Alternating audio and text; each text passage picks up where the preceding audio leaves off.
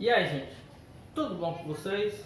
Hoje a gente vai dar início a mais uma aula de ciências, tá bom? Hoje a gente vai falar sobre corrente elétrica. A gente vai dar continuidade à aula anterior. Hoje a gente vai ver os tipos de corrente elétrica e a resistência deles. Quais são os tipos de corrente elétrica? Nós temos duas: a contínua e a alternada. Contínua, que pode ser simbolizada com CC, e alternada com CA.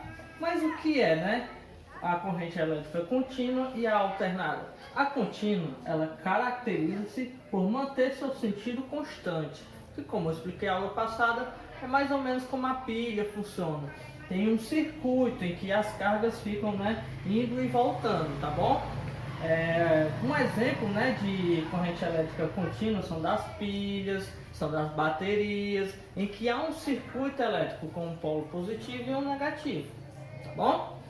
A alternada, ela muda periodicamente de sentido e é produzido por aparelhos chamados alternadores, tá bom?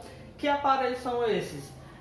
Um exemplo é o aparelho que gera energia nas usinas hidrelétricas, tá bom? Nessas usinas há um aparelho que ele produz, tá bom? Esse tipo de energia, esse tipo de corrente elétrica que é alternada, né? Que é a que é distribuída nas nossas casas. Por que eu sei que ela é alternada? Porque a cada 60 segundos ela varia entre 110 volts, 120 volts, 127 volts e 220 volts.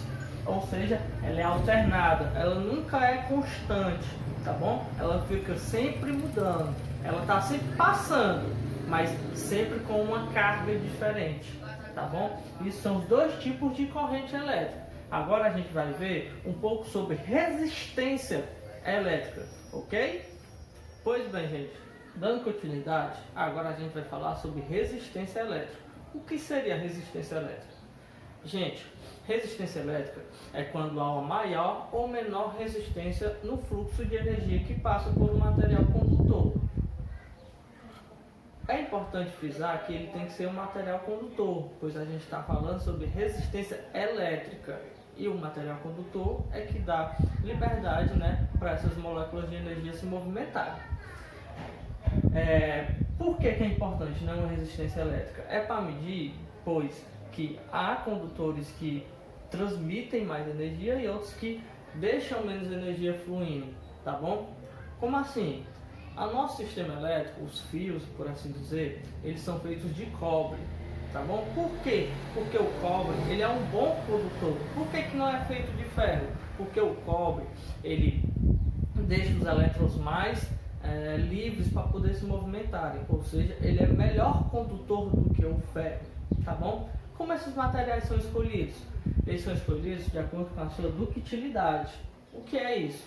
Eles são apropriados para serem utilizados como fios ou cabos, que podem ser dobrados ou encurvados, ou seja, eles não se quebram com facilidade e têm uma resistência maior à temperatura, tá bom? Eles não se rompem, por isso que eles são utilizados. A maioria deles é o cobre, né? Que é utilizado nos fios, né, do sistema elétrico das casas. A resistência elétrica, ela pode ter uma maior resistência ou uma menor resistência. O que isso significa?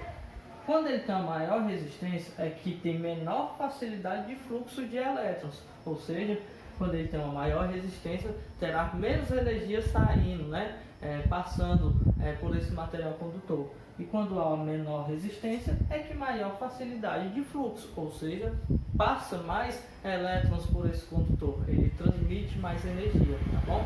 É basicamente isso. Vou passar a atividade para vocês e espero que tenham gostado da aula.